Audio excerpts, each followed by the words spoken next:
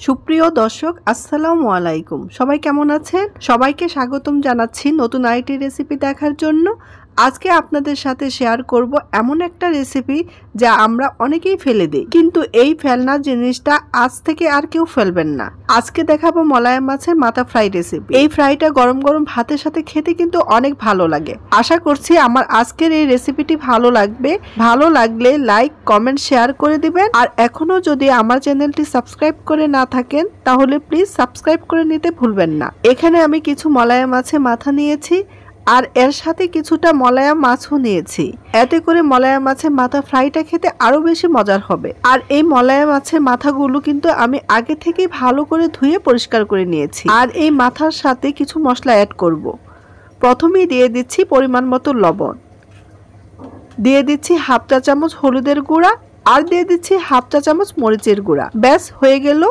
এই মলায়া মাছের মাথা ফ্রাইতে খুব বেশি মশলা দেওয়ার প্রয়োজন নেই, সামান্য কিছু মশলা দিলেই হয়ে যায়। এবার সবকিছু ভালো করে মশলার সাথে মিশিয়ে নিব। এই মলায়া মাছের মাথাতে রয়েছে ভিটামিন এ, যা আমাদের চোখের জ্যোতি বাড়াতে সাহায্য করে। মলায়া মাছের মাথাগুলো মাখানো হয়ে গেছে। এবার এই মাথাগুলো ভেজে নেব। মলায়া মাছের মাথাগুলো ভাজার জন্য চুলায় একটা প্যান বসিয়ে দিয়ে দিচ্ছি রেগুলার রান্নার সয়াবিন তেল। তেলটা একটু গরম হয়ে এলে এর মধ্যে দিয়ে দিচ্ছি মশলা দিয়ে মাখিয়ে রাখা মলায়া মাছের মাথাগুলো।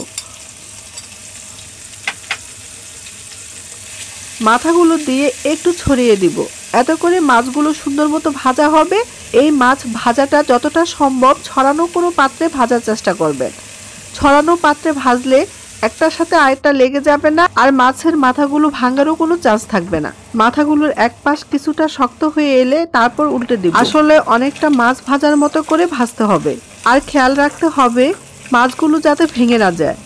মাছগুলো ভেঙে গেলে খেতে কিন্তু খুব বেশি ভালো লাগবে না।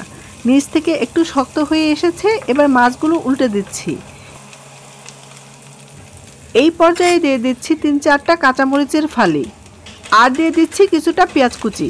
এই পেঁয়াজ কুচিটা যদি প্রথমে তেলে দিয়ে ভেজে তারপর মাছের মাথাগুলো দিতাম তাহলে মাছের মাথা ভাজা হতে হতে পেঁয়াজ কুচিগুলো পুড়ে যেত।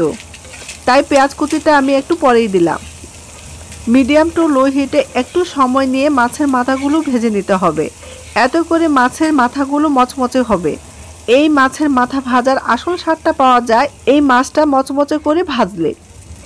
সব কিছুর সাথে পাল্লা দিয়ে মাছের দামটাও কিন্তু পিছিয়ে নেই।